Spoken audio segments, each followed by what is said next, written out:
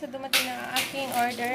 At ayan, kung mapapansin, ang ganda ng pagkakabalot ni seller. Kaya, lagi ko pa rin tinatangkilik ang Shopee. Ayan. Saka syempre, sa mga seller natin na andyan, handang pagsilbihan tayo at bigyan tayo ng magandang service. Thank you so much. Ayan. Uy, wow! Ang ganda ng pagkakabalot ni seller talaga. Kapundan lang po to, pero ang ganda ng pagkakagawa. Para hindi masira at mayupi. Diba ang galing? Oh. Napaka-responsible na seller.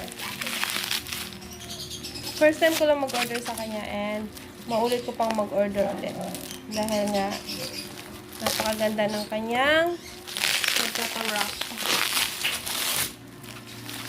Diba ang kapal? Dito pa lang sa pagbalot nila, lugi na sila. Ayan o. Oh. Uy, ang ganda talaga.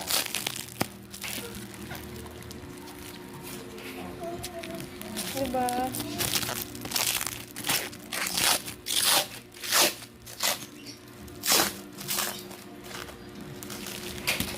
Thank you, seller. Ayan. So, ayan. Bye-bye kasi may music na.